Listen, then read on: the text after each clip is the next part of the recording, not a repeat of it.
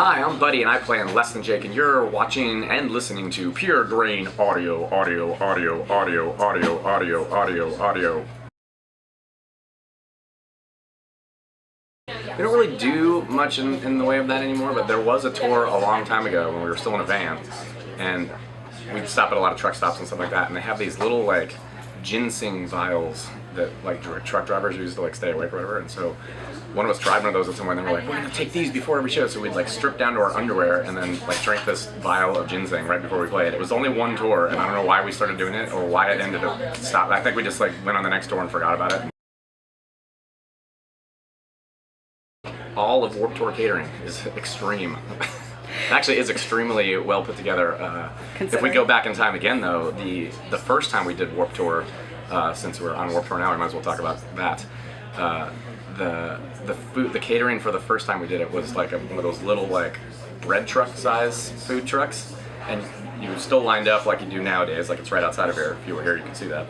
But there was like this giant Samoan dude that ran the thing, and it would be like little, you know, like salad in like a styrofoam thing, and like all the ranch dressings were just like on the shelf out in the sun all day, so you had to get like a packet and put that in there. And then one day we actually saw him stirring the Kool-Aid with his arm.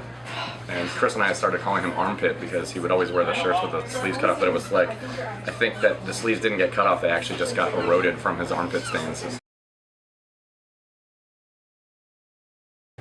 Wow, that's going to be well, extreme in a different sense would be the Japanese crowd, because the first time we went there we noticed this, and now we're kind of used to it, but it really was shocking the first time. As soon as you get done playing a song, like most crowds are like, woo, or they cheer, or like, you know, they're still going crazy, or everyone's making noise or talking or on their phones. Japanese people immediately shut up and are completely quiet, and they're like super attentive, because I think they're trying to figure out what you're saying. They're listening really intently, and they're polite, like as a culture. So that to us was super extreme out of the gate the first time we saw that. We used to be like, oh, come on, pretend you're at an Iron Maiden show, you gotta cheer, and like they'd be like, oh. Let's see, possibly a dude's underwear while he was still wearing it. We've done plenty of shoes, so it's not really that front. And it's not really that extreme to do a shoe anymore, but what I do usually is give the shoe the sniff test, which people find to be weird. And even if it's like the rattiest, gross thing, I don't know what it is now. I don't have a foot fetish, but for some reason whenever I'm signing a shoe, I like to sniff it and see. Is gardening extreme? My wife and I have been joking around that we're what is known as pre-tired. We're like before you're actually retired, so that's what we've decided. Like what we do now in our spare time is what old people do. We watch Jeopardy and Wheel of Fortune every day.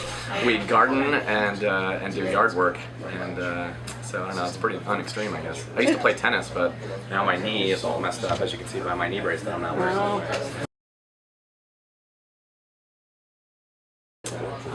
Well, I've kind of stopped collecting because I have too much, but I started collecting Simpsons stuff right around the turn of the century. And I have a full room that is just all Simpsons crap. And being the guy that travels around the world, I get to find some cool, interesting stuff too, like weird little keychains in Italy that don't really look like the Simpsons but are supposed to be. It's like lots of cool bootleg stuff.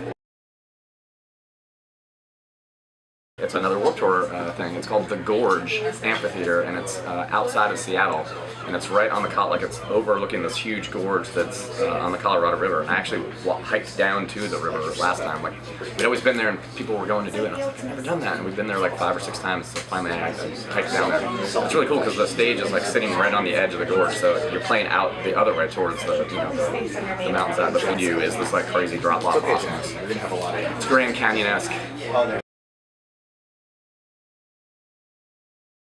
Most extreme member of the band would be Chris, our lead singer, because he is off the charts, back and forth on so many different things.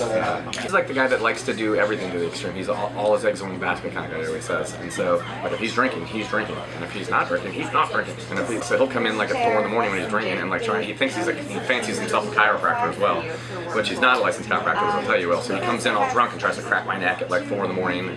So he's definitely the most extreme guy in the band.